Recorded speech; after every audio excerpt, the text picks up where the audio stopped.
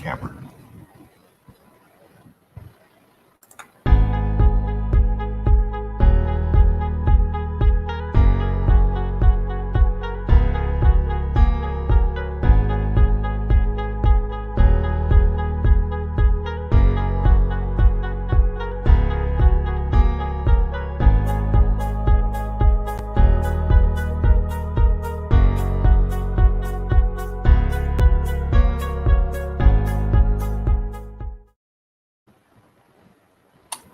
Well, praise the Lord, everybody. We are here again.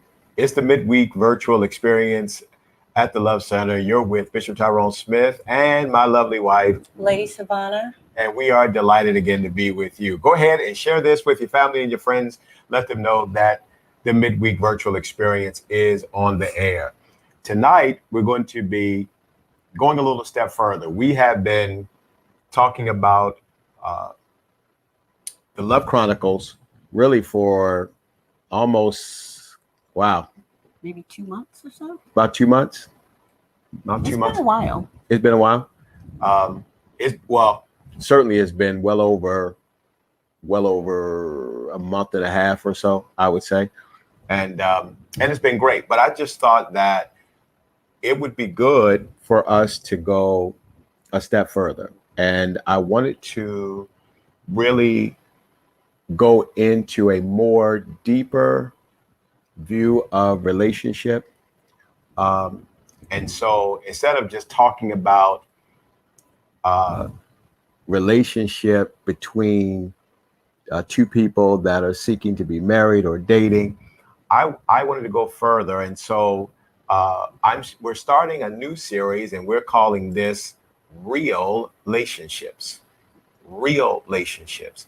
And real relationships is not just about, husband, wife, boyfriend, girlfriend, but I wanted to talk about parental relationships. I wanted to talk about, continue to talk about marital relationships. I want to talk about friendships. I wanted to talk about a lot of other relationships, and I wanted to go a little further in the discussion and talk psychological into relationship. I wanted to deal with other issues that happen between parents and children, brothers and sisters and sibling relationships. Mm-hmm. I wanted to talk more and go further. And so tonight we're going to begin a very lengthy series to go even further in what I am calling real relationships. And the reason why I call it real relationships is based upon that right there. How real are we? How real are we? Are we really as real as we are trying to make folk think? Now, it's going to be fun. We're going to have some fun with this. It's going to be good. But at the same time, we're definitely going to really delve in. It's going to be emotional at times because we're going to hit some very sensitive things. And I know that. But I just think that it's a good time for us that we would have this discussion. Before I actually go into this discussion, I also want to acknowledge that certainly we are aware of Apostle Charles Waters III in the passing of his wife, Apostle Thelma. And that it really hit home for me because unfortunately I know exactly what that feels like because my first wife passed away and it was a very difficult time. And I just want to say to Apostle Waters that you very sincerely have our condolences. We will communicate with you in the days to come. We are certainly at this point just utilizing an extreme level of sensitivity to you and to your family as you all are now trying to really just gather the pieces and prepare for that homegoing service, even while we are still in a pandemic. And so my heart really just goes out to him. So I want to I want to open it up by asking a question. And so you and I are two-way talking, and we're two-way talking with our audience. And I want to open up now. I want to open up by asking a question. And here's my question. Here's my question. When is it safe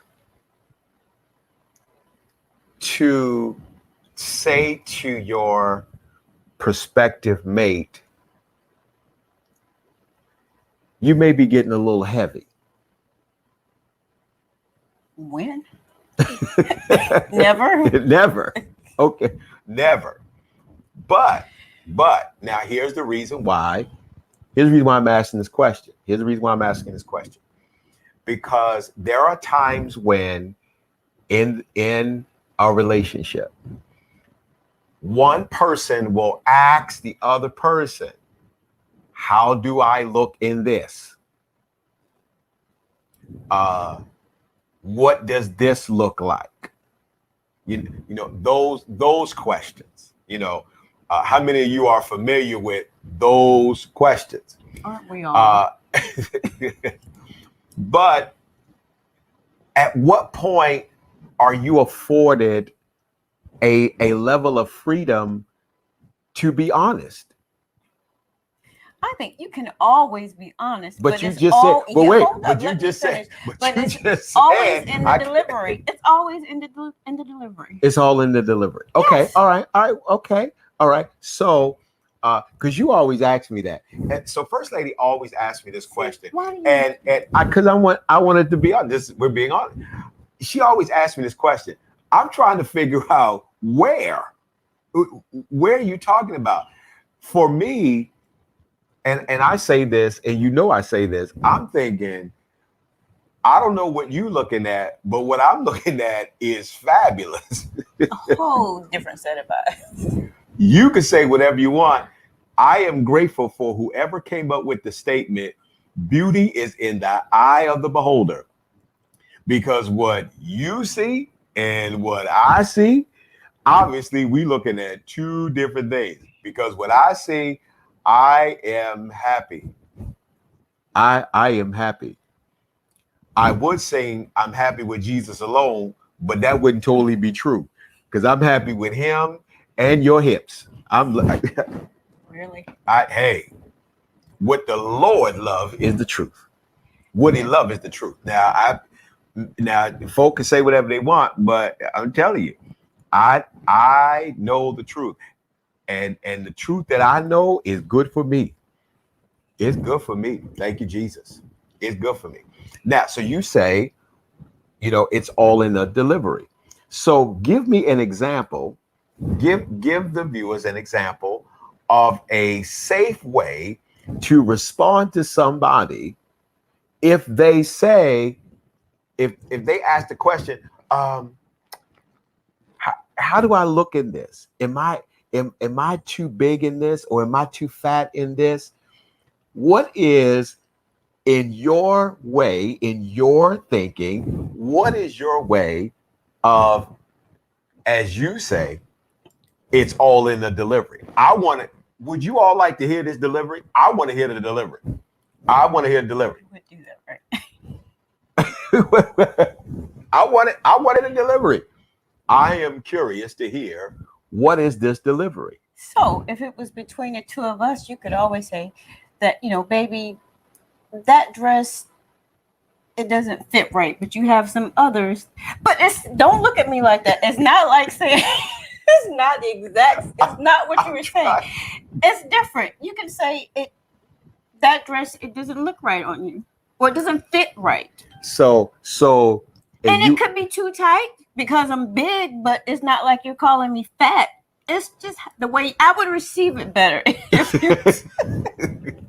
Because I would be mad if you told me that I was getting a little big. Let me tell you. All right, so you'd feel some kind of way if I say, "Oh, you," but you're saying, now say it again. I want the viewers, and I want you all to comment. I want you all to comment as we're sharing this. I want you all to comment and say, how do you feel about this delivery?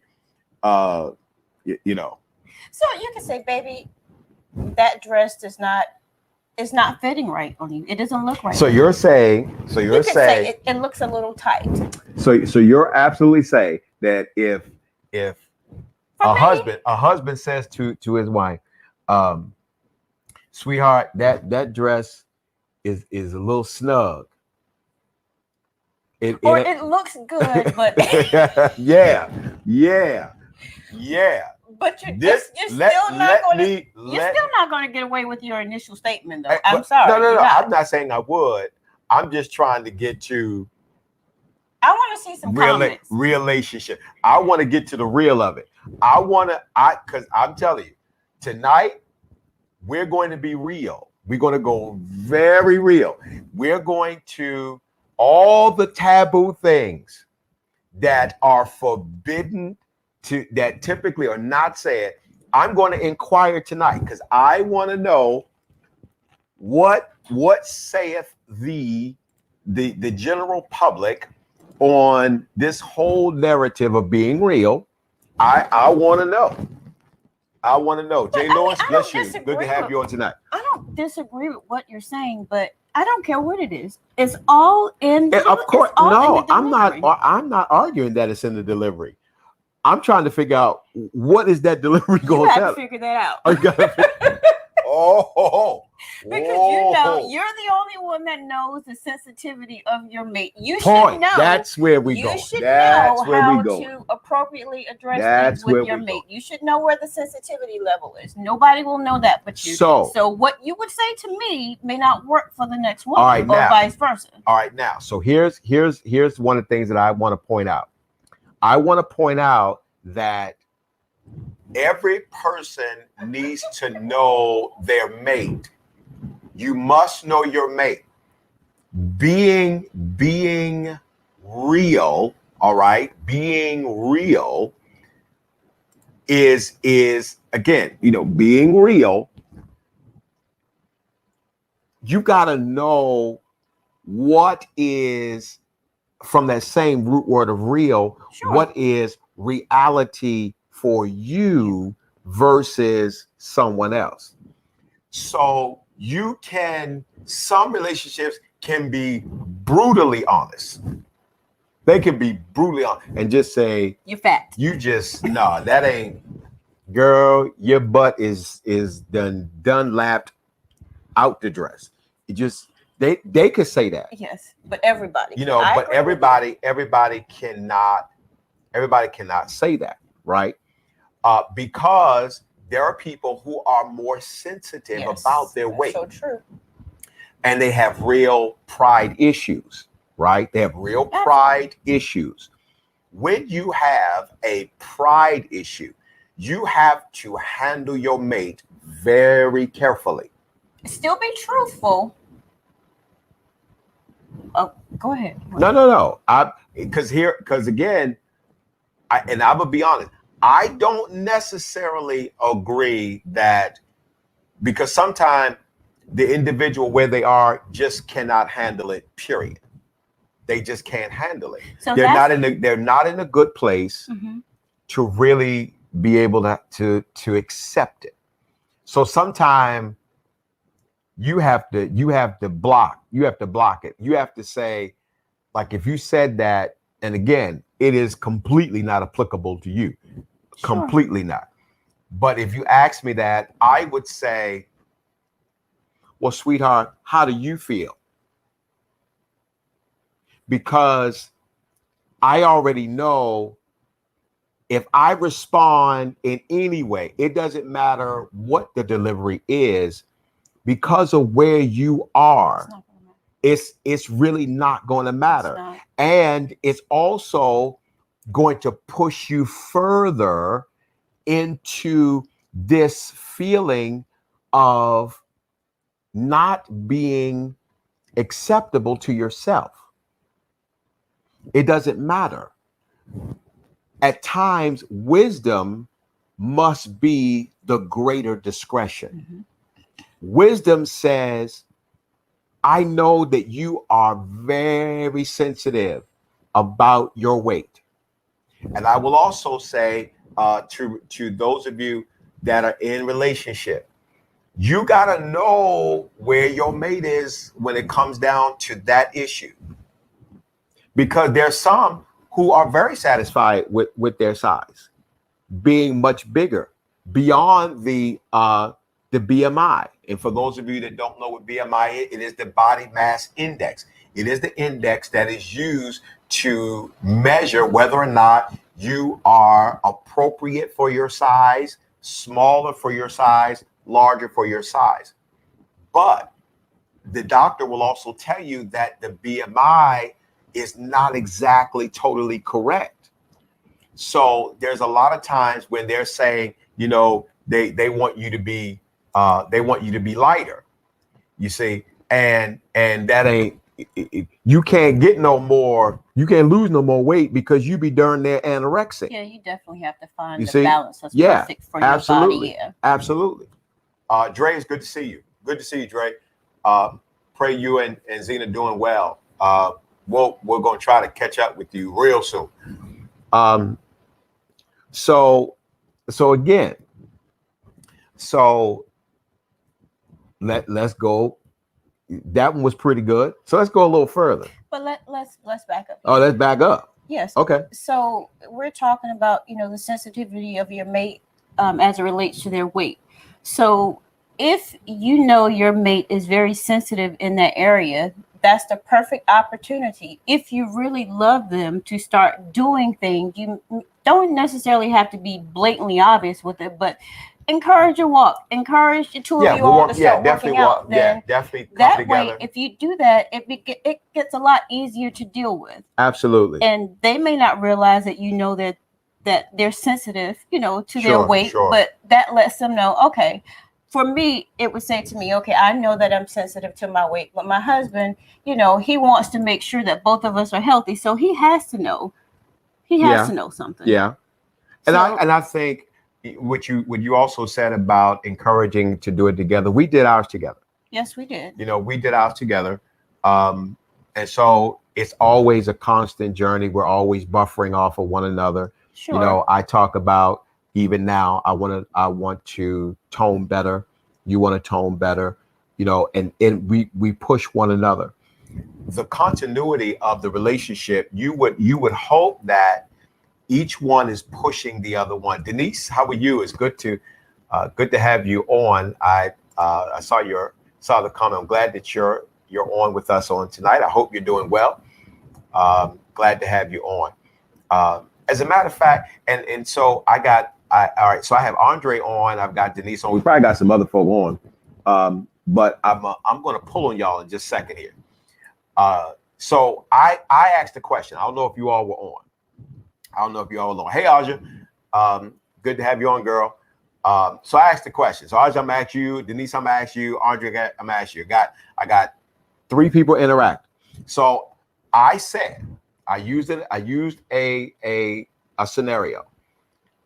What would be the appropriate way, or is there an appropriate way that if your mate said, if they were in something, wearing something, and they said, how do I look? Am I too fat in this outfit? I said, how do you handle that? What would you do? So First Lady said, no matter what, it's all in the delivery. I laughed because I'm thinking, well, if Bless you. Pastor Jazz, bless you. Good to see you. Looking forward to coming out to Memphis. So good. I got 2 guys on, 2 women on now. So I said, all right, if the mate says, hey, I'm too fat in this, what's the yeah, that's a loaded question. Thank you. So but is it not a real question? Is it not a real question? Because tonight, this is about relationships. How real are you? How real are you? How real? So if we're trying to be genuine with one another, when is that? I would have to keep it real. But Denise, here's the issue. Here's the issue. But at what expense? See, at what expense of you being real does it cause some deep hurt and pain in your mate? You see, Prophet Roderick, good to see you. Good to see you. I'm going to be out in Tennessee real soon. I hope to see you. Now, okay, so let's look at the comments. So my cousin said, I would keep it real with her. I will let her know she's not looking good in that. Now, is that a safe response? Is that a safe response? The other one. And I'm gonna get to that one. So Dre, so he said, I will keep it real with her. I will let her know she's not looking good in that. Yeah, see, that is a no. But I will say so this. Prophet, wait a minute. Wait. So Prophet said, I would keep it real, and it was real cold. I bet it was. I bet it was. So you see, so here's the issue. Here's the issue, right? So in the narrative of real, what we're finding out, sometimes you can't be as real as you think you can. Not to say, and I want everybody to listen to me, it is not to suggest that you are lying, being deceptive, but there has to be a greater level of discretion if you're dealing with your mate that is dealing with an internal issue of self-esteem. You must use discretion, because your level of discretion will grant you a deeper value with your mate. And for those that were not on in the beginning of the session, we did say that you can be real, but at the same time, you must know the sensitivity of your mate. You have to know what you can say to your mate and what you can't, because what may be acceptable to one may not necessarily be acceptable to the other. And so, naturally, your sister would respond exactly like you. Thank you. But that don't count. Yes, it does. That don't count. Yes, y'all blood. Y'all think alike. That don't even count. I'm just kidding. I'm just kidding. So she said, to be honest, is the way you say it. I look at it like this. I would rather tell her that than someone else. Now, so let's address that. Let's address that, because Denise is falling out. She falling out. But again, thank you, Denise. And she's right. I'm not disagreeing with First Lady. I'm just saying that in this narrative of relationships, I am now going a step further. We've talked about relationships. Y'all heard us talk about our Love Chronicles, and we've talked about a lot. But now I want to go a step further. I want to address I want to go way in. I mean, way in. I mean to stuff that's it's just taboo. But how are we supposed to be able to manage our relationships if we can't be real? And what is real? What is real? Because for those of you that weren't on, I need y'all to listen to this statement. What is real for us is not real for you. You need to be able to manage your relationship very wisely. Because if there is a self-esteem issue, and many of us are dealing with it, and in some regard, all of us have certain deficiencies that you guard and you protect. Why? Because it's a sensitive subject in your life. Now, you should never get to a point where the only thing you want to do is hide those secrecies and those self-esteem things. You should be working to make yourself better. Absolutely. Don't ever get to a place where you're dissatisfied with that deficiency. You should want to be better and feel confident that when you look yourself in the mirror, don't ever look yourself in the mirror and have any level of discretion about your own life that you're not working on. You should be working on it, regardless of what anybody else thinks. Because see, to be very honest, because I'm going to throw this in to make everybody feel good. I'm going to tell you now, there's always going to be somebody that's going to have a problem with the way you look. Always. But it doesn't matter what they say. It matters what your mate says. And how you feel. Absolutely. So watch. So Audra said, to be candid, I was heavy at one time. The person that I was dating told me we were both need to do sit-ups. That hurt. In my eyes, I thought I looked nice. Wow. You see how the person wanted to be real, right? The person was trying to be real. But at that time, it wasn't the appropriate time. No. The issue was she thought she looked nice at the time. Now, here's what's funny. But that was not the right way to say it, though. Obviously, he didn't know how to say it to Anja. But here again, here's what's he was in trouble for a long time. So here's what's interesting.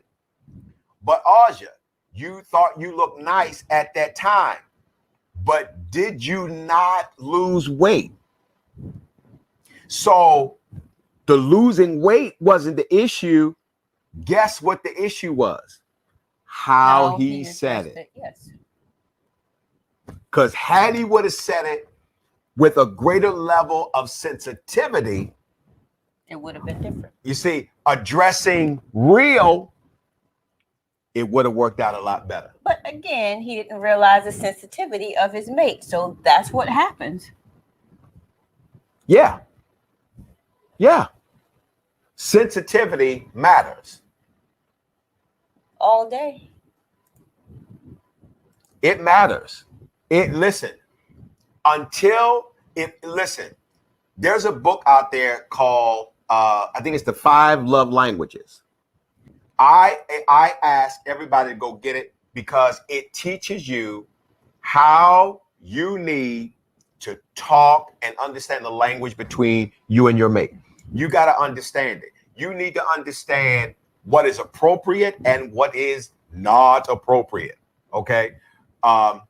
So let's go a step further because let's go a little step further. All right. You ready? Y'all ready? Let's go a little step further. Husband goes out because he's feeling some kind of way because his hair ain't doing that thing. He wants that thing. He don't consult you, but he goes out and he gets a man wig.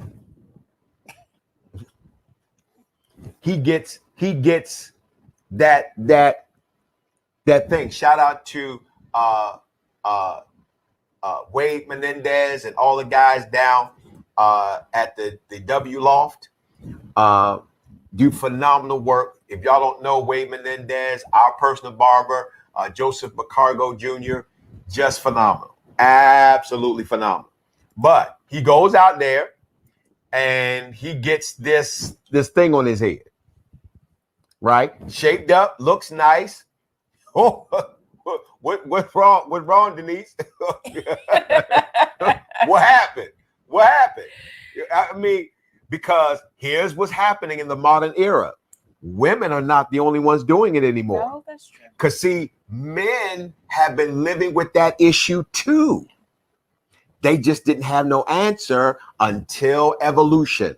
So now, ladies, you can meet that guy. He got that long flowing dreadlock. I'm proud to say these sister locks is real. Thank you, Lord God. Thank you, Jesus. Monica, how are you? Good to see you. So this is real. But now you got dreadlocks that can now be glued in and they can shape it up, make it look real nice, so that you could be Jamaican one day and Peruvian the next, whatever you want. So now here's the magic question. He goes out and do it. Yeah, I know, Aja. I know. Yeah. So he goes out and do it. He comes back and he's got this man weave. What say ye? What say ye out there? Ladies, your man goes out because he doesn't tell you, I'm dealing with this internal issue. He goes out and he does that. How do you feel?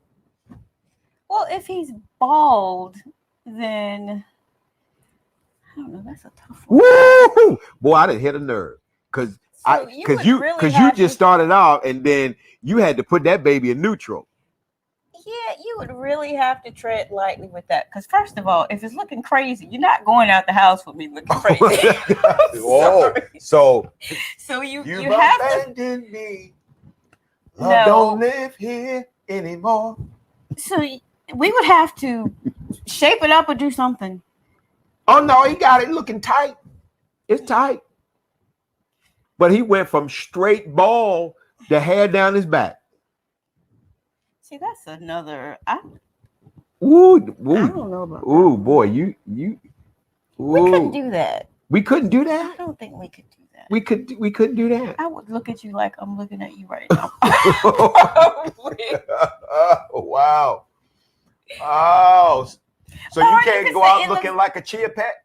Absolutely not. You just disrespectful, Aja. You disrespectful. Or you could always say it's a little bit. It's a little Denise is G-Lose. So, wait. All right.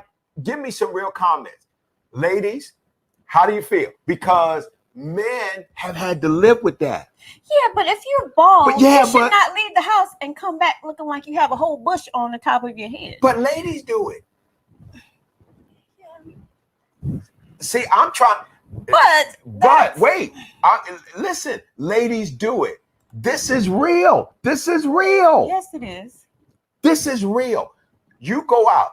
Y'all never have a discussion. That's right. Y'all never have a discussion. Right there. Right? You never have a discussion. And you feeling like you want to be long and flowy.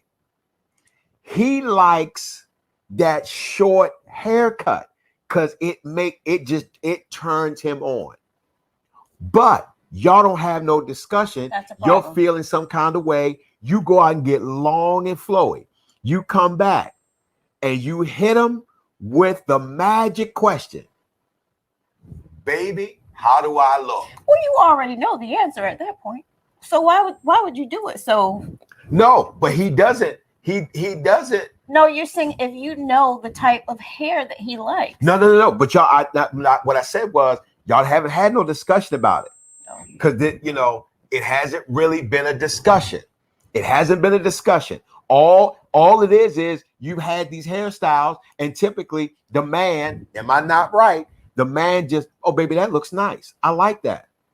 Or he'll say, or just say nothing. Right. It's just you do this. You know what I'm saying? Oh, that's, and he'll find something to say. Yeah, something else. He'll find something to say, right? Because now Zena's like, no, that's not gonna work. No. You see that? No. But look, Andre, yes, they do get a horsey back. See, Dre, you gonna mess around, you end up with sleep. You better watch your comments. You better watch your comment. So then Denise said, I think they need to let us know first. Exactly. So we won't be, but why do we have to let y'all know, but y'all go out and do it all the time? So I guess I'm so used to how we operate in our relationship. So when these comments, J. Lou like, I'm going into prayer. Oh my gosh. That is funny. Go ahead. But I mean, with my hairstyles, because I've been short and I love short. And I know that all these years that you've always loved long hair. So I had to make a decision, which way I was going to go, because all right, for those of you watching, this is the longest that my hair has ever been in my entire life. And there was a point where Bishop used to shave my hair for me. I used to wear a fade. And that was a trade-off. If I was going to wear it short, most of you don't know, I cut hair. So I would shape it up. It was very nice. Although he liked long hair. So that was a trade-off. I said, okay, I'll let him cut it. It looked nice. So at least when he cut it, I still have his attention. So, and I figured at some point, okay, maybe I will let my hair grow out. But this was the only way that I was going to do it. I didn't want to perm it anymore. I didn't want to wear any more weaves. So it was really short when I first started. And I knew that it was going to be a process because I didn't like it either in the beginning. So I had to do some things until it was long enough that I was satisfied with it. But at the same time, I believe I can honestly say that I've never really gone out and just made a drastic change to my hair without talking to you about it. No, well, but again, make at least mentioning, it to you, even if I didn't do it, if it was a thought, even when I dyed my hair. You see, with us, it's different. It's been different. We've certainly, we have. So let me chime. Let's get Dana. And wait, let me say one thing. And it's not that I'm asking for permission for those that may say, well, why do you have to consult with him? It's just I consider my mate and how he feels. Absolutely. So I'm not asking for permission. Absolutely. So Dana says, so maybe the man needs to just be honest and tell her what he likes. Now, I'll tell you, once you tell her what you like, it makes it a lot easier, because if she's sensitive and smart, there you go, you gonna give him what he wants. Because if you give me what I want, I give you the world. I need a real man. I need a real man who's in a relationship to be honest. See, those little things, all those little things are monumental for us. They absolutely matter. And when you walk by and you stop my train of thought, you've now disrupted my workflow. I promise you, those are the moments you are going to appreciate, because that's where you get them type of diamonds right there. That's what happened. That's what happened. When the sensitivity says, no, short hair is nice, but long hair is what he wants. Okay. You see, I'm just trying to say, well, I'm telling you, if at some point it matters, because I need every man. Now, tonight, tonight, ladies and gentlemen, this is about relationships. We're not playing the game. Let's talk real. Real is, men are very, very simple. It is not as complicated as it has been said. We are not that complicated. We are very driven by what we see. That's true. They are. We are very driven by what we see. Very. And come on, Zena. Come on. We are very driven. And when the thigh and the hip and the buttocks are all in unison, I'm telling you now, see, you could do stuff he don't like. Okay, let me say it this way to help I'm gonna help a woman out tonight. I'm gonna help a woman. Whether you're in a relationship or not in a relationship, I'm gonna help you. You just better believe that we are visual. You better believe. So when I was a professor, and one of my students came to me because she knew I was a pastor, and she said, Pastor, I'm having this issue with my boyfriend because he's angry, all this stuff that happened, and this just, it was, I'm just being honest. This is real. I'm being very honest. I'm being very, very honest. And what happened was, she said, they were at odds, they were angry, and I said, okay. Now, one part of me realized, well, first of all, I really can't give you much advice because y'all ain't married. Y'all ain't married. But I thought to myself, well, that's beyond the point now because y'all already living together, having sex. Hey, so you didn't already put the cart before the horse. So let me try to connect the cart back to the horse. Ladies and gentlemen, those of you that are in influential positions, that are mentors, your pastors, your leaders, and you've got people in your churches or in your community, in your family, they're already engaged in relationships. Listen to me very carefully. The issue is not that they don't already know that they are doing things wrong. They already know that. All right. They know that. But what they are trying to do is make it right. And at times they need your advice to help them to make it right so they could do the right thing. Now, some of them just want to do whatever they want, and they are going to get the consequences of the things that they do, period.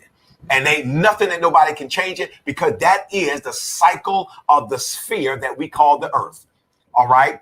Everything goes around. What goes around comes around. The Bible says, be not deceived. God is not mocked. Whatever man sow, you going to reap. All right. That is consequential. It doesn't matter if you're black, white, Asian, Hispanic, Korean, Mexican, Egyptian. I don't care who you are. Whatever you sow, you're going to reap. That's irrelevant. But when it comes down to trying to do it the right way, you're trying to break the cycle to do the right thing. You're trying to break that cycle. So what happened, they were going through something. I already knew, based upon the situation, I know how to break all of that. I know how to stop it. So I said, listen, I said, all right. I said, first of all, as your professor, I need you to accept that this conversation has nothing to do with the curriculum of the school, has nothing to do with your academic success. This is a personal conversation. You are accepting to have this conversation. She said, yes, sir, because I understand as a professor, I don't need to engage in that conversation with you. I don't. My pastoral responsibility ain't got nothing to do with my corporate responsibility as a professor in this college. All right. So I needed to make that clear. Once she clarified that, I said, OK, girl, let me help you. Let me help you. I said, yeah, he mad, but you have the ability to break it. You have the ability to break it. And she said, how? I said, okay, here's what you're going to do. I said, I want you to go home. I want you to go up to him and say, baby, I'm sorry. I didn't mean what I did. I'm so sorry that. Now, I said, most likely, if he's really mad, he going to blow you off or he going to blow up. He going to talk. He going to go off about it because he's still mad. All right. I said, great. If he does that, great. Then this is what I want you to do. I want everybody to pay attention. If you ain't married, you put this in your file. You ain't married, put this in a file, and you can go back to it later when you get married. Much later. Much later. If you are married, pay attention to what I'm getting ready to say. I said, go home, have this discussion. He's still mad. I said, go in the bedroom, take one of his T-shirts, tear it down the middle, all the way down to where your breast is, all the way down. Tie it on the side, tie it up on the side, and wear your best panties. Don't wear nothing else. Come out of the room, get up in his face and say, baby, I am so sorry. Do you forgive me? Now, I'm going to tell you what's going to go through his mind first and foremost. The first thing he going to think is, why is she dressed like that? which is the first power to break this anger that he so-called have. Because if he was really angry, it don't matter what you wearing, should it? But it does matter. Why? Because we are visual. And you come out looking like that, you done got his attention. Whatever he was angry about, he is getting ready to have an absolute total loss of memory. Total loss. Because you're going to get right in his face and you're going to say, maybe I'm so sorry. I didn't mean it. He's going to say, oh, okay, but why are you wearing that? I then told her to say, I said, get right up in his face and say, because I realized that I was wrong and I want to make it right.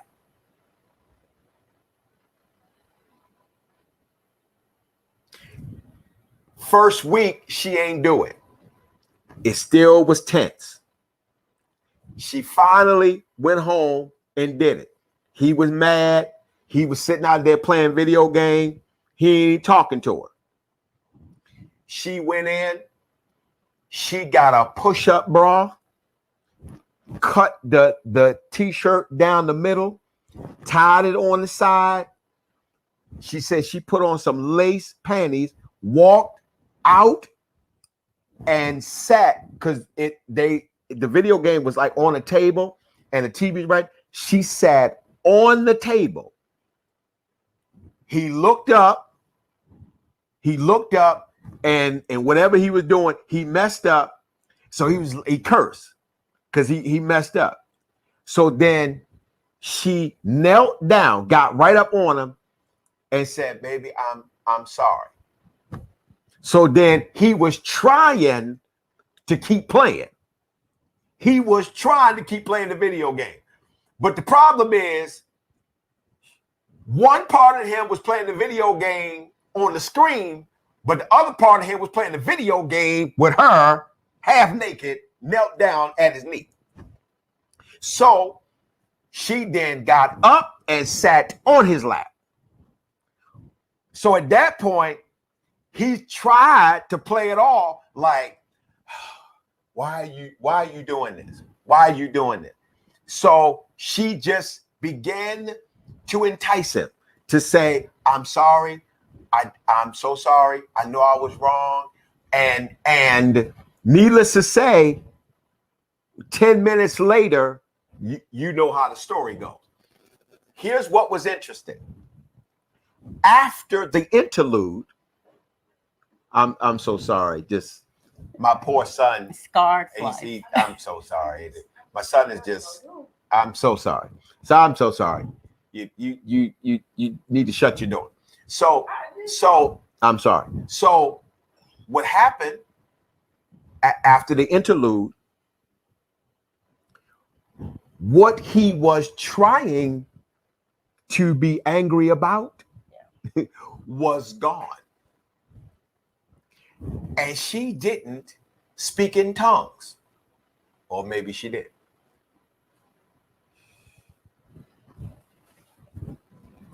I don't know. She didn't give me all that detail. Good. All I know is he wasn't angry anymore.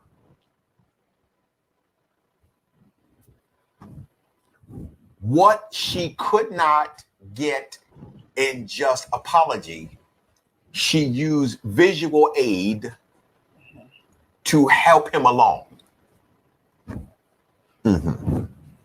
Now, here's what I want y'all to understand. I want y'all to watch this biblically. I want y'all to watch this. Y'all go read it. I know, Denise. I know. But I want y'all to pay very close attention to this. When you go read the story of Samson and Delilah, here is a very interesting point that you all need to read it and understand that at no time did Delilah actually sleep with him. It's true. She did not. All she did was stroke his ego. Stroke his ego. That's it. That's it. Change his mindset. It's not, we are not as complicated. We're not. We're just not. We're just not. Now, with a woman, it's a little bit different. It's a little bit different. Because could that work with a woman? Ladies, what say ye? If your man, he popped out and did that, how do you respond? How would you respond? Would that overcome your level of anger? And that's why the mechanics of how you are is different than the way a man is. It's different.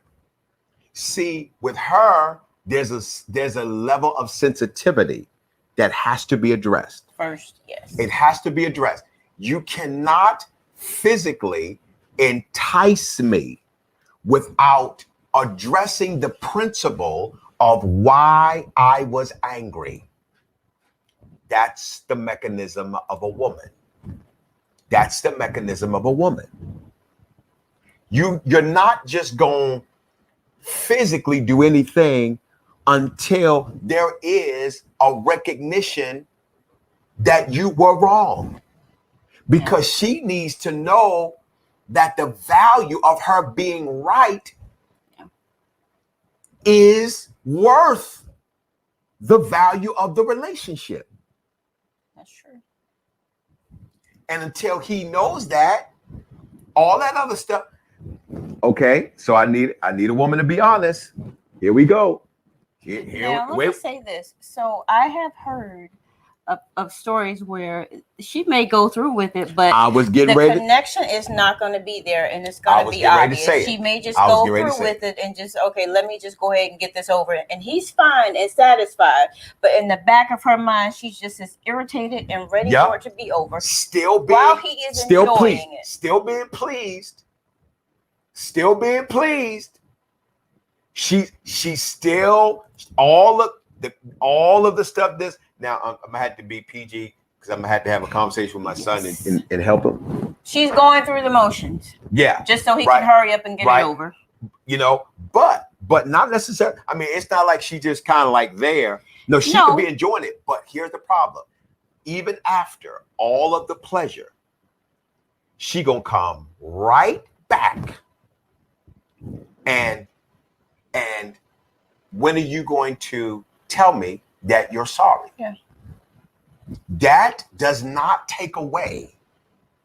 The incident, the dilemma, the issue that took place. Yeah, it don't take it away.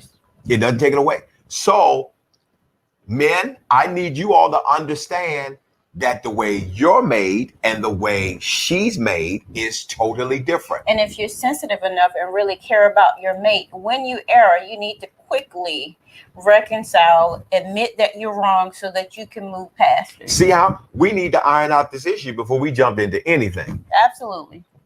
See with him, it's not that way. That thing, she could still be dead wrong. But because of all this other stuff, you know what he gonna do? Oh, that's a wash. I ain't even.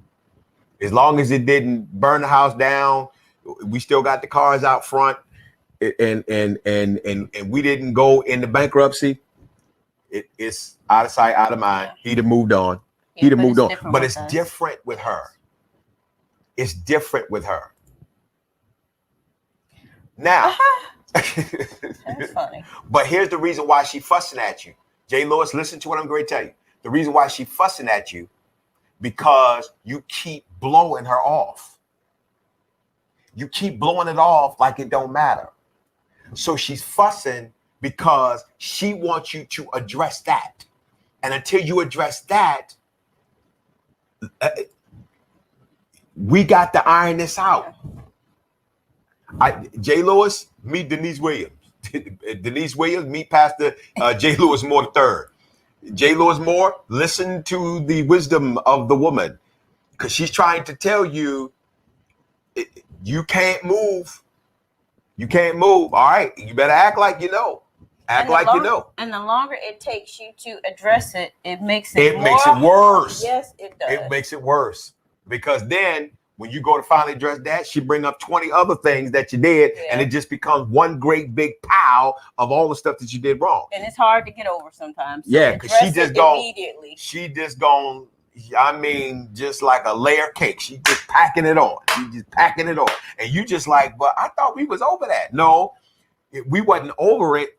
Y'all just ain't talk about it, and she banked it. And then she waited until she come back, and then when she came back, she just unloaded the guns on you. That's what happened. That's what happened. Yeah, so find a time to address that. And do not pacify her.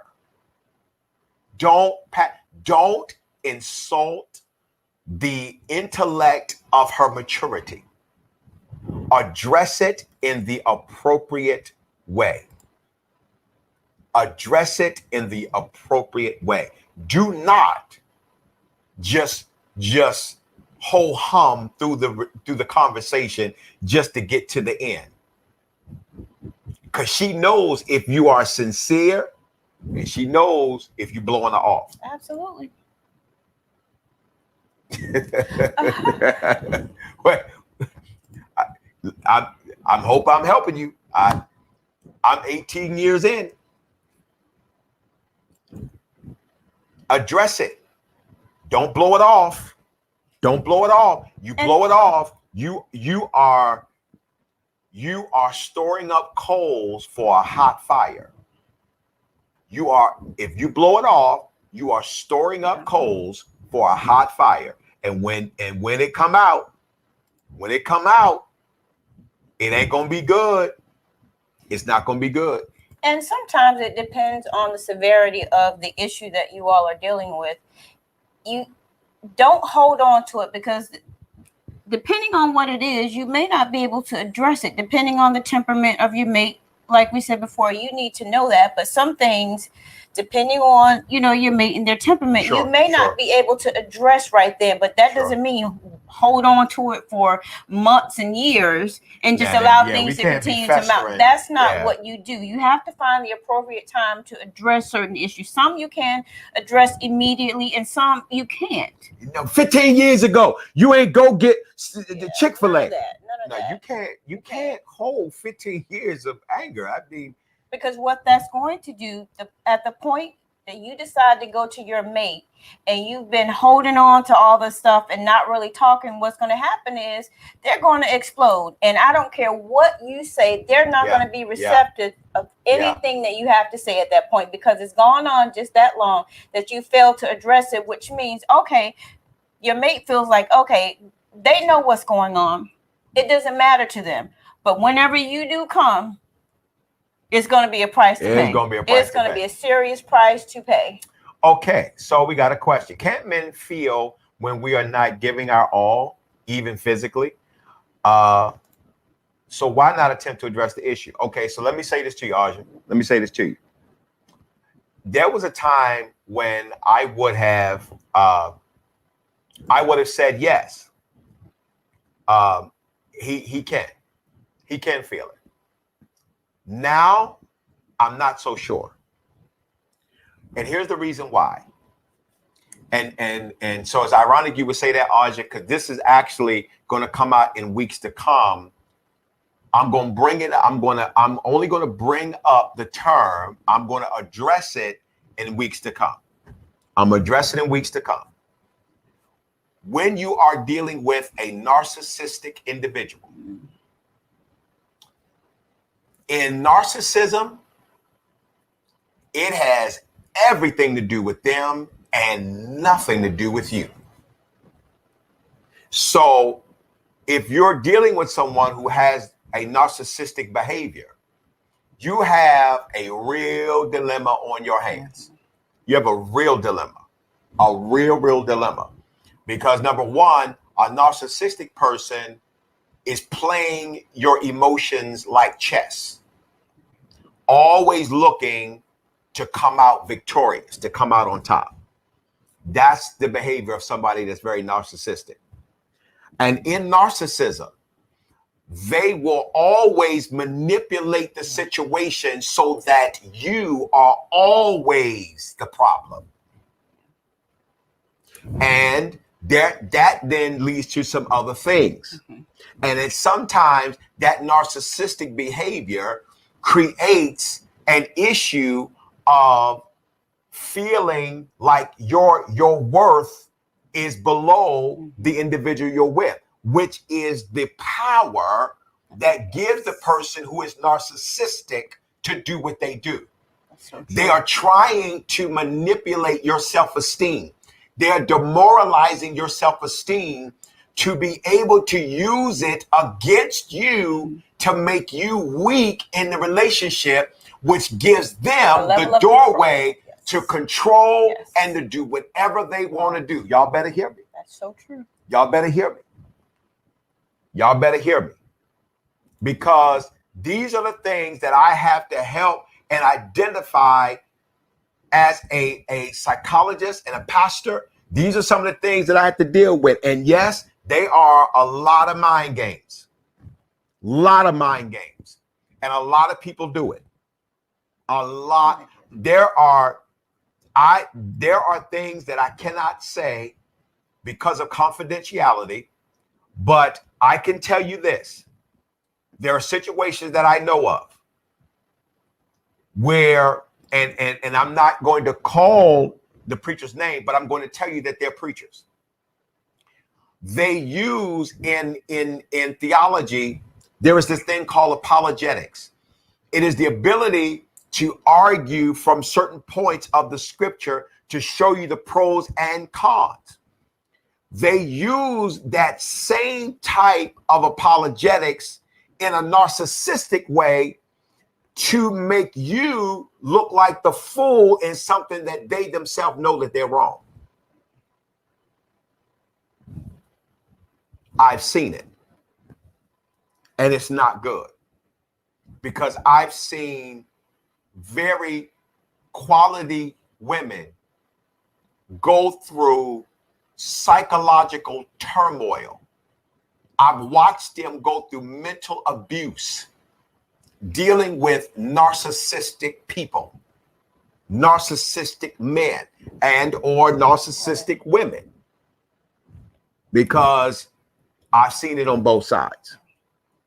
So whenever you are dealing with that type of situation, you got to know how to handle yourself.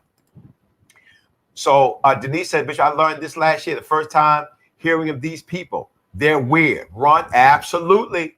Yeah. I'm telling you that her response, listen, look at this response. That's, you're not going to win with a narcissistic mentality driven person. You're not going to win. Because they are always going to bend the truth to make you look like you're the problem. They're always right. Always. The moment you realize you have someone like that, run and don't ever look back. I mean, with the quickness, run. Because when you're dealing with that type of behavior, that's a whole nother issue. There's so much that comes along with that. I'm going to talk about in the weeks to come. I'm going to talk about narcissistic behavior. I'm going to talk about it clinically. I'm going to talk about narcissistic behavior. Why? Because in order, if we're going to be talking about what's real, sometimes we've got to identify individuals who either have learned certain behavior to become manipulative of other people, or individuals who have learned or inadvertently taken on this behavior because they themselves have been the one being manipulated. You've got different types of scenarios. You've got individuals who've learned certain behaviors because of the environment that they were in. That was how they had to survive. And this is why in real relationship, I wanna point out some very deep things. I wanna also address that there are times when individuals that you're with are very, very flawed, but they're actually good people. They've just been in these types of environments, and they need to be counseled to help them come out of these types of behaviors. And it's very serious. It's very serious. You better believe it. Absolutely. And that can be very, very They dangerous. do. Because They do. if your self-esteem is already low, that could be very detrimental. Very. Very detrimental. And let me say this. This is the reason why you better have the right pastor. Absolutely. Let me drop this nugget on you. The fabric or the DNA of your pastor is the DNA of how you're made. That's why in the Old Testament, when God was using Jeremiah, he said, I'm going to give you pastors after my heart. God knows your heart. God knows the type of leader that you're going to need to help you to manage you.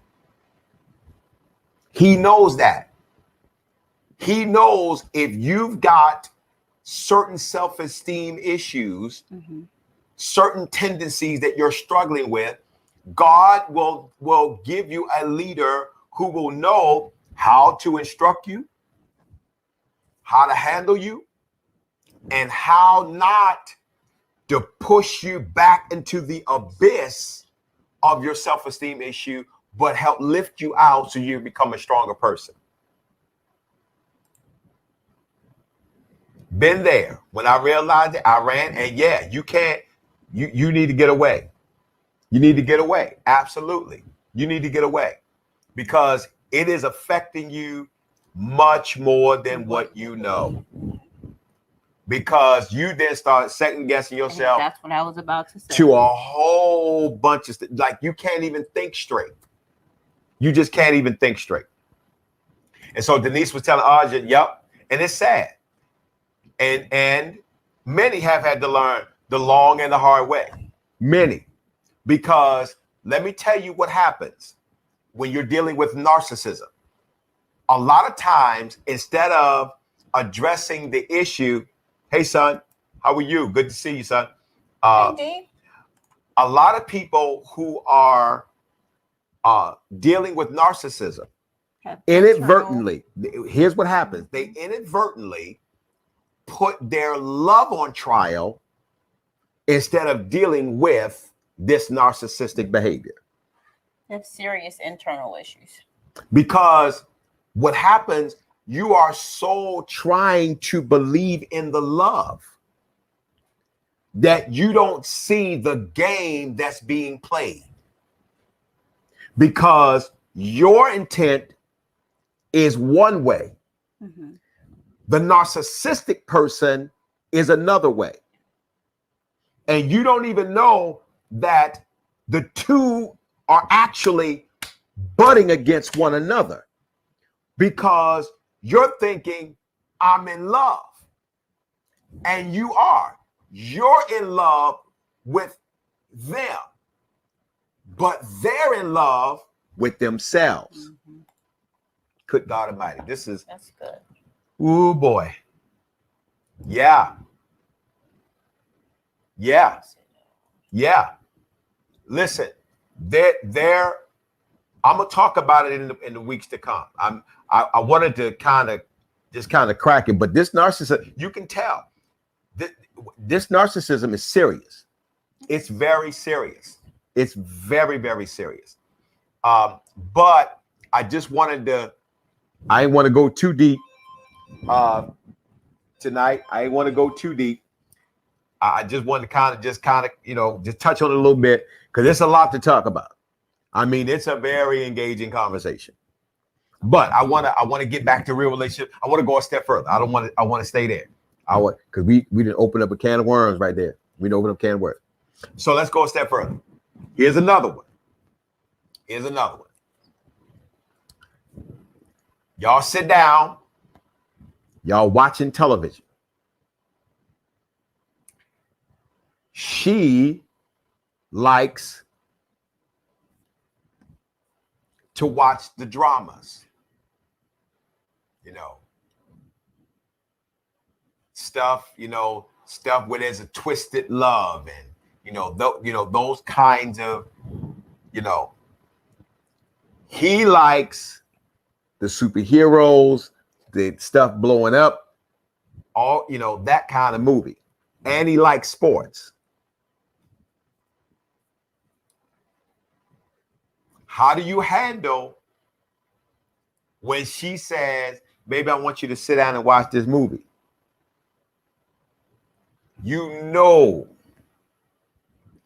Looking at the OWN network is like you taking aspirin with no water. Wow. I'm not into the OWN network like that. So. I'm just not. I'm not talking about you. But I'm just. But there's certain, So look, my son is like, you watch it. I do not watch the OWN network like that, son. I do not. Carry on. So he like, just because she wants you to spend time with you. Now again, he's smart. And that's my son. I just want the record show. That's my son. He understands. There's times when you have to learn how to compromise. Mm-hmm. And don't tell her you're going to watch it with her, knowing you don't want to, and then you fall asleep within 5 minutes. That's not going to work. That ain't going to work. That's not going to work. That ain't going to work. But it's true. You do have to learn how to compromise. You have to, absolutely. And compromise. Unnecessary arguments. Look, that's really good. Absolutely. And listen, compromise is not a dirty word. It is not. Compromise will get you a lot. Absolutely. A whole lot. A whole lot. They're trying to tell you. I'm telling you. You be tired. But what you should say, J. Lewis, what you should say is, if you're tired, you cannot lie and say, oh yeah, baby. I'm gonna watch that, and you can't even get through the introduction, and you didn't nod at all, because here's what's gonna happen. That's gonna make her frustrated. She's gonna let you sleep through the whole thing, and she's gonna give you the business when it's all said and done. Or get up and leave you right there sleep. Right there. You wake up, you like, where's she at? I'll go watch it on another TV while you're sleeping. Pastor Marvin McKinstry Jr. Hey, Pastor Marvin. How are you, sir? How are you? Good to see you. Listen, you better wake up. Take a no-dose. You better take a 5 hour. CMOS or something. Right. Take the CMOS and the 5 hour. Yeah, at the same time. In the IV drip. You better work it out. Because in real relationship, there are times when you ain't gonna feel like watching it. Just like she don't want to watch sports. Not all the time. Love you, man. I love you. Listen, we love you. You can't. There are times when you ain't feeling it. You just not feeling it. But because you don't feel it does not mean that you shouldn't. No, absolutely not. You listen. There are times when if it ain't, you ain't there. What you need to do, sometimes, and here's what I've learned: initiate it. There come times I say, hey, let's watch this. You gave me this look like, you want to watch this? Because I realize it's what you like. Yeah. And I'm trying to show you that I'm all in. Yeah. I don't expect to get my way all the time. I don't. I realize, no, there's some times when you got to learn how to give a little. It's give and take. Take a little. You gotta learn. There's give and take. There's give and take. Now, let's go a step further. Now,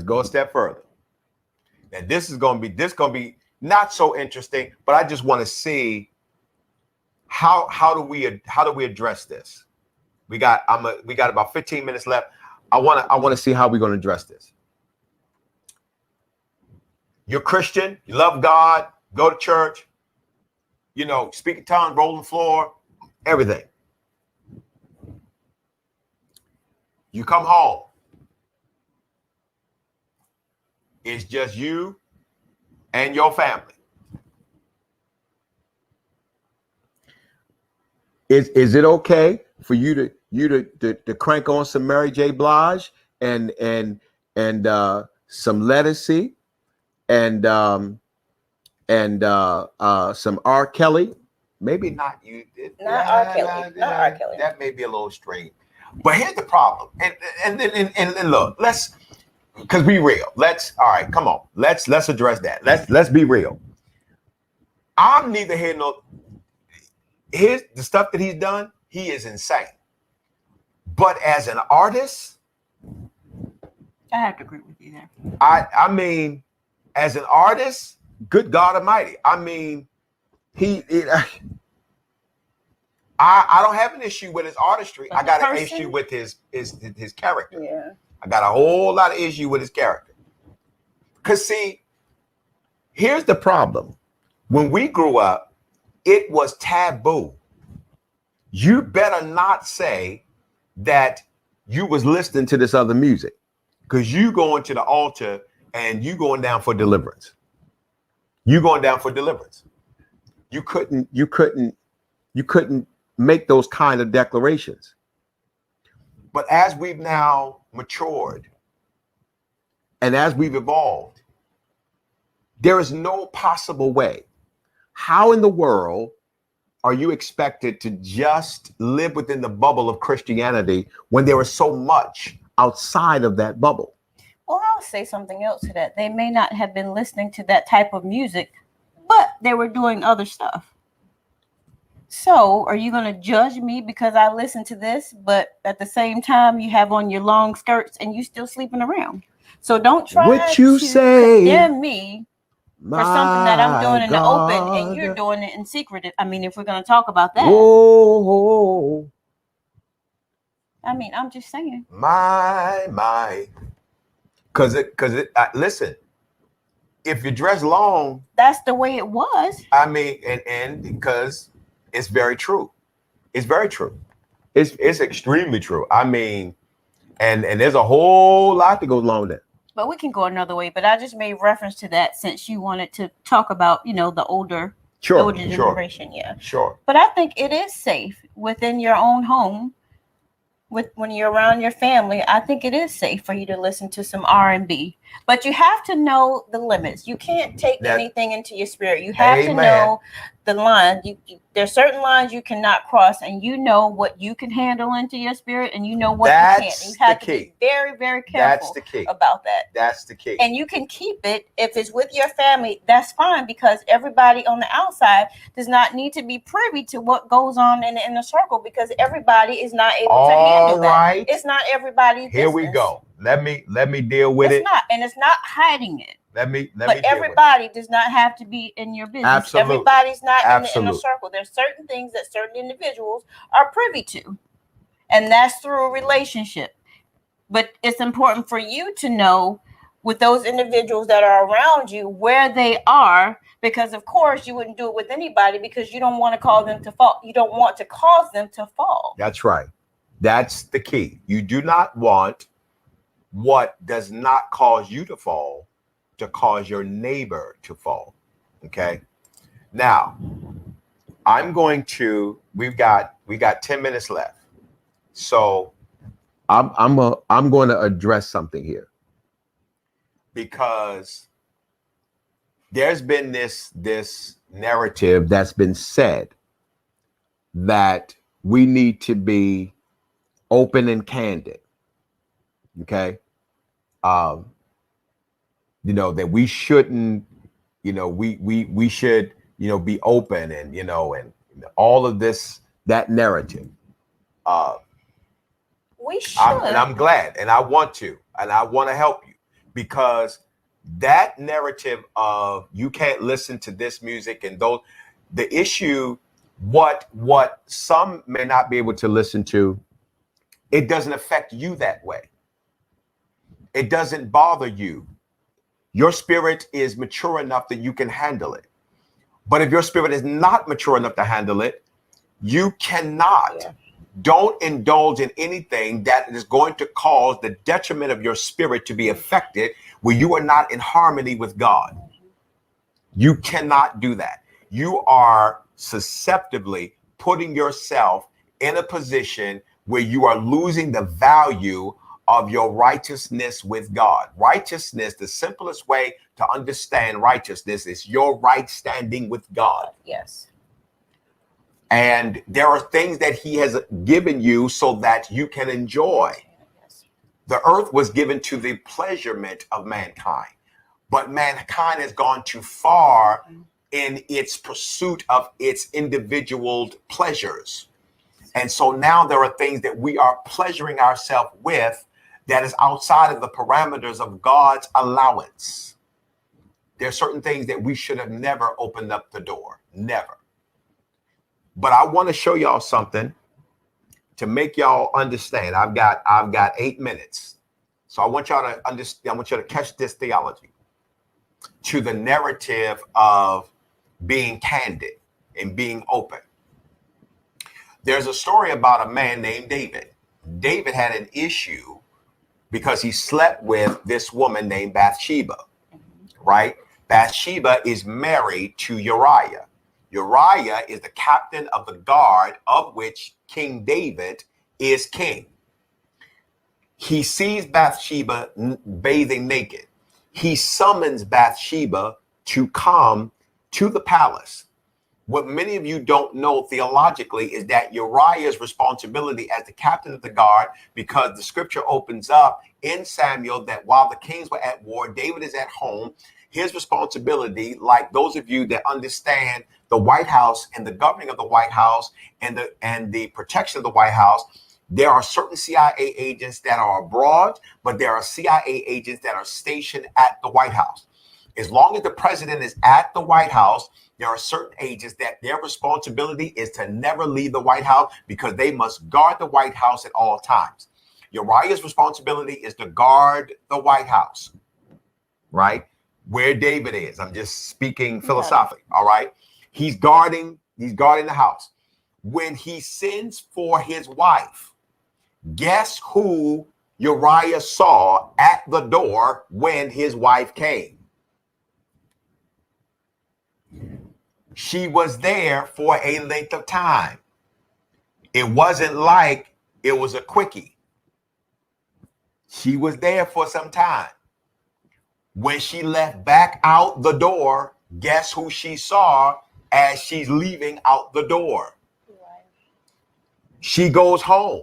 Months later, she went down to the CVS, got a pregnancy test because she couldn't figure out why she kept vomiting. And this little lump that she thought she was trying to do sit-ups and it wasn't going away, she discovers through the pregnancy test that, I'm pregnant. And she know it wasn't with her husband because her husband is on assignment at the door where David is. She sends the pregnancy test to David. Well, guess who received the message first from his wife, Uriah? Uriah gives the message to David. Now Uriah's got an interesting dilemma because the guy that he's employed by just got his wife pregnant. Now we got a real problem. So now David realizing that, I got her pregnant, but doesn't realize that Uriah's responsibility is to guard any and everything that comes in and out of the house. He doesn't even realize that Uriah fully knows that he got his wife pregnant. So David says to Uriah, he asked him to come up and he asked Uriah, hey, how's the war going? He said, man, we doing great. We knocking them out. We winning. War's great. All is good. So David tells Uriah, well, listen, why don't you go home and make merry? Meaning go home and be with your wife, because that's how he was trying to cover up that he got his wife pregnant. But Uriah leaves the meeting from David and doesn't go home, he goes back to the door where his assignment is. The reason why he did it is because he ain't married to her no more. She's married to David. Maybe I'll come back and preach that to make y'all understand. But here's the issue. David got mad because Uriah didn't go back to home. He went to the door. So David sends Uriah into the midst of the war, knowing that he sends him into the midst of the war, he was going to die. So now you got his wife pregnant and you just killed her husband. Now, pay very close attention to what I'm getting ready to tell you. Because this whole, living candid is not biblical. Everything that happens within the circumference of your relationship is not for the public to know. That's right. Because when this issue takes place, David now has this baby. The prophet comes to David and tells David, guess what, David? You pray all you want. That baby is going to die because God is going to kill the baby. David prayed that the baby stay alive. He did. God said, I'm going to kill the baby. Now, here's an interesting question. If a baby is such a blessing from God, why would God send a message through the prophet to tell David that the baby gonna die? If in fact that the baby is a blessing from God. Because not all babies are a blessing from God. And there's another issue that is much bigger than the baby being born. The issue is, if I let that baby live, I must now deal with the entire nation that will now know that you ain't have no wife, because you'd have to go back and read it. He banished his last wife because she scrutinized and was critical of him because he was dancing as he was bringing the Ark of the Covenant back into Jerusalem. So the issue now is, if I let that baby live and the whole nation know that you wasn't married and you just went out there, had a baby by another man's wife, that's a whole nother problem. Because now you're going to have to deal with a whole nation that's going to view God and view leaders in a very, very critical way. So when God killed the baby, the only people that knew was Uriah, who is now gone, Bathsheba, David, and that prophet. The nation never knew that there was a baby prior to Solomon. And the only reason why we know is because fast forwarding, and now the scriptures are written for our learning and for our knowledge, so that we can now live beyond the errors of our forefathers. It is to show us that there's certain things that is not made for everybody to know. Why am I saying this? Because certain things that are going on within the confine of your house should stay in your house. Stay in your house. Everybody don't need to know what you do. Everybody doesn't need to know what you listen to, what you eat, what you drink. Nobody needs to know. But you better know, based upon the word and your relationship with God, what is right and wrong. Absolutely. Because you will stand before him independently. There will be no congregational judgment. You will stand before him independently and give an account for the things that you know are wrong. There are things that are not for the public. That whole, I'm living, open, I'm candid. Because here's the other thing I've learned. Even if you're trying to live such a candid life, you still only tell a certain part of the story. You ain't gonna never tell it all. And you're still damaging other people in the process. Absolutely. Because some things that happen with you, everybody else can't handle. See, not everybody can handle going out there, getting another man's wife pregnant, killing him, but then in all of it, repenting and come back to God, and then lead a whole nation of people back under God. See, some people can't do it. So listen to me as I close. We are at 8:30. Here's how I close with this. This is, if y'all don't understand, again, I'm trying to help you. If y'all don't understand what this is, ladies and gentlemen, this is real relationship. This is real talk.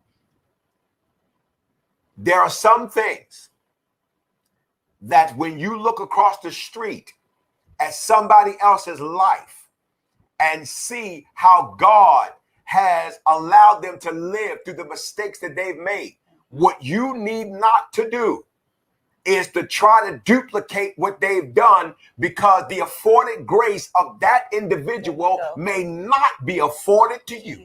That's so true. So true.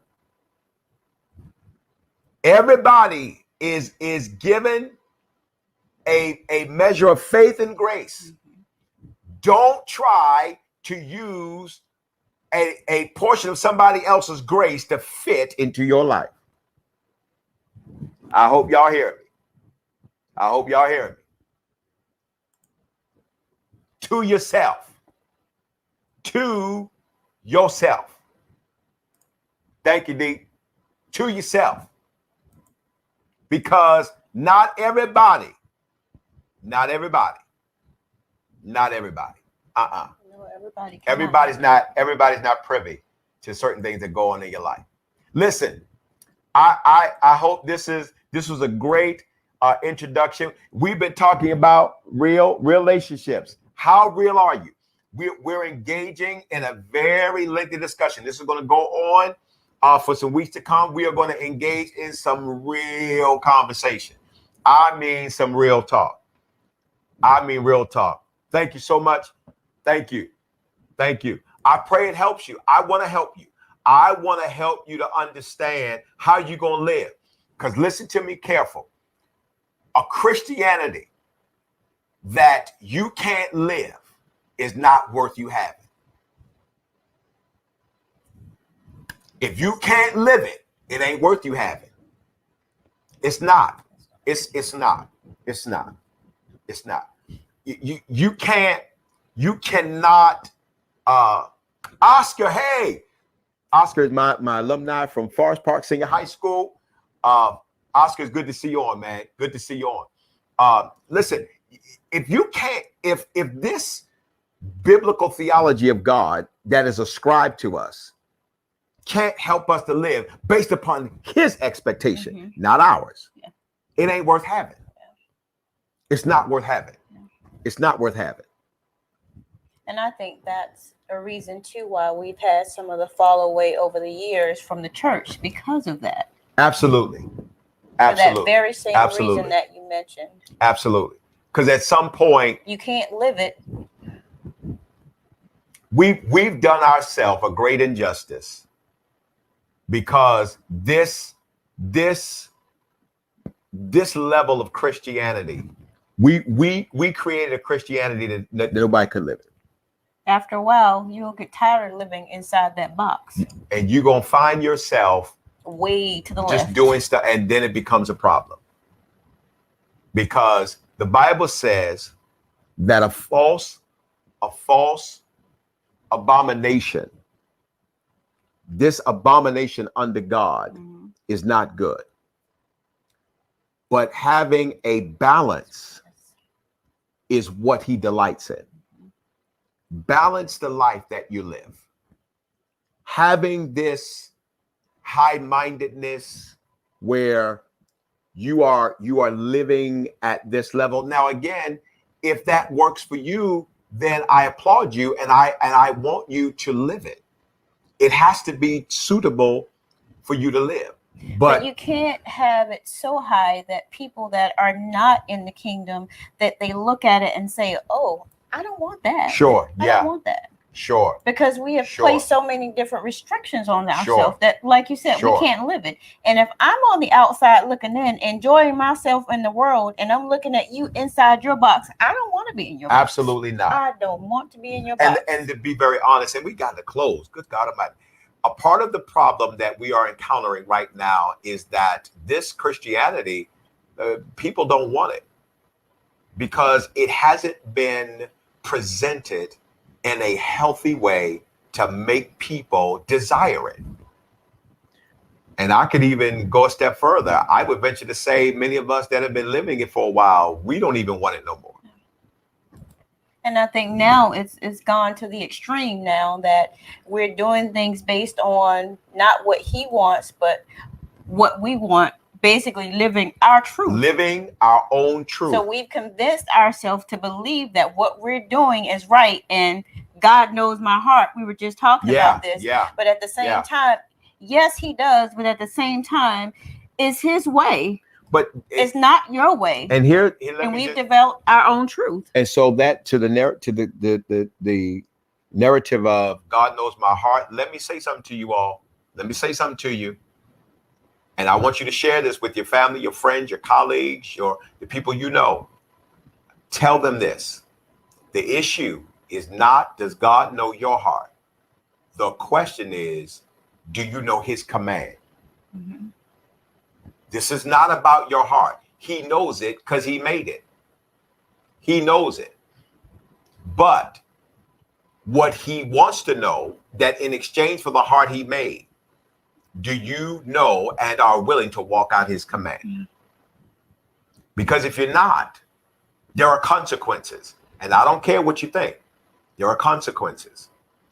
And there is no one, black or white, Asian, Korean, Mexican, Latino, Chinese, Japanese, Portuguese, no one will escape the consequences that will be allotted to you based upon the decisions that you make. Everyone will face it. Everyone will face it. Make it a conscious decision to learn, to understand, to live admirably, soberly, as the scripture says. There is a lot that God wants for us, ladies and gentlemen. It's not a dogmatic, frigid type of life that he wants you to live. But at the same time, he does want you to understand that the things that he's asking you to do and or not to do is for your good. That's why the scripture says all things are working together for your good. That's why. So listen, I really pray that everybody enjoyed tonight. If you enjoyed tonight, give us some hearts, give us some thumbs up. Let us know. I do want to know, did you really enjoy it? I hope that they did, because we talked about quite a few things. We delved into quite a bit. And I really pray that it really helped. I pray that a lot of people were stimulated. I pray that their minds were enlightened. I pray that their how they look at life, because this is real talk. This is real talk, but not real talk where it's so far out there that we got to squeeze God back into the narrative. No, we're not talking about that type of real talk. No. Not here. I want to have a real discussion that is balanced to the theology and the understanding of the word, the psychology and the mentality of man, that we can harmoniously walk out the boundaries of our Christian faith without losing ourselves to the carnality of the world. Mm-hmm. All right. This is where I am. I want to make sure that we can do this, and we can do this very well. Thank you, Oscar. Appreciate you. Denise, thank you so much for being with you. Come on quite a bit, and we appreciate you joining us. Jay Lewis, my nephew, I thank you so much for being on. For those of you that are maybe viewing this either live or broadcast, Jay Lewis, I'm going to be with Jay Lewis and Pastor Jasmine Williams in a couple of weeks. We're going to be in Memphis, Tennessee to celebrate Pastor Jasmine Williams' birthday. I'm going to be there preaching the word. I'll be there in the morning. On February the 21st, I'll be there in the morning, and I'll be there in the afternoon. And then I'm going to be in Fort Lauderdale, Florida, actually Deerfield Beach, Florida, which is that next Sunday? It is? Wow. Well, that is next Sunday. Yeah. Thank you, Jay Lord. I'll be in Deerfield Beach, Florida, which is right up the road from Fort Lauderdale, with Dr. Debbie Teasley. I'm going to be there. I'm going to be doing a 2-day training, leadership training, March the 1st and then March the 2nd. I'm going to stay over, and then March the 4th to start off, to kick off their anniversary. I'm going to be there preaching. Pastor Jay Lewis and Pastor Jasmine Williams are going to fly down, and they're going to be joining me there. And so I'm looking forward to being there. There's some other leadership training that I'm going to be dealing and presenting. I'm going to be facilitating. You all are going to be hearing about it. My leaders are on: Deacon William Talbot, Elder Sharetta Hearn. They're going to be doing some teachings. First Lady, you're going to be doing some teachings. And so I just want to touch you. So there's going to be a lot of teachings and things that we're going to be doing. It's going to be great. Listen, the pandemic is still there. There's a lot that's still going on. I need everybody to please be safe. Please. I need everybody to please be safe. It is still there. I know that there's a lot of things that we want to go back to, but at what expense? Yeah. At what expense is it going to cost you trying to go back to something that may not even be there anymore? Please be careful. I want everybody to be good, be safe. This is our two-way talk with the Love Center. We've been talking about real relationships, or relationships as I call it. How real are we? But this is the Love Center. It is truly a church where love is in the center. And we will continue to stand by that no matter what. Even in this virtual world, we are still very focused on love and making sure that it is the center of everything that we do. Denise, you can just rest assured I'm going to be safe. Trust me when I tell you, I will not be shaking a whole lot of hands. Thank you, Jesus. I will not. I will be very gracious as I am. I'm going to be very dignified because I am. But I promise you, there will not be a whole lot of shaking of hands. There will be no hugs. I'm going to be dabbing up some folks big time and get my butt out of there and get back here safely. So, and Jay Lewis is going to make sure that I'm going to be safe. He going to make sure. I appreciate you for that. He going to make sure that we safe. So listen, it's been great, everybody. I want everybody, listen, if you want, I want to give you an opportunity. If you want to donate, information is right there on the screen. You can donate. You can text to 410-873-9100, or you can go to Cash App, One Love Center. If you want to donate, all of your proceeds are tax deductible, and they go toward the upkeep and our ability to do the broadcast. For those of you that may notice, we have a much more clearer picture. We have upgraded our camera. We had to really spend to get the camera. And so in the weeks to come, you're going to see some extremely highly technological advancements with our programming, because we're sensitive. We realize in order to do ministry at this level, we got to have the right presentation. And it requires to get more quality cameras. So we got quality cameras, and we got some other stuff that's going to be coming. So every dime that you're giving is helping us to do quality broadcasting. All right. So this has been Relationships on tonight. Thank you so much for joining us on tonight. It has been absolutely great. Oh, and absolutely. Security is on deck. In my pocket, I mean, my front pocket, my side pocket. Every pocket. I'm going to have it. I'm going to have it. Yes. Thank you very much. Thank you. Thank you very, very much. Because I want to make sure. Thank you so much, Denise. Thank you so much. Thank you so much. Thank you. Thank you so much. So listen, I want everybody to be safe. Meet us here next Wednesday. Next Wednesday, 7:00. We're going to be right back here for this same segment. We're going to stay right here on relationships. How real are we? All right. Everybody take care. We look forward to seeing you next week. Take care, everybody.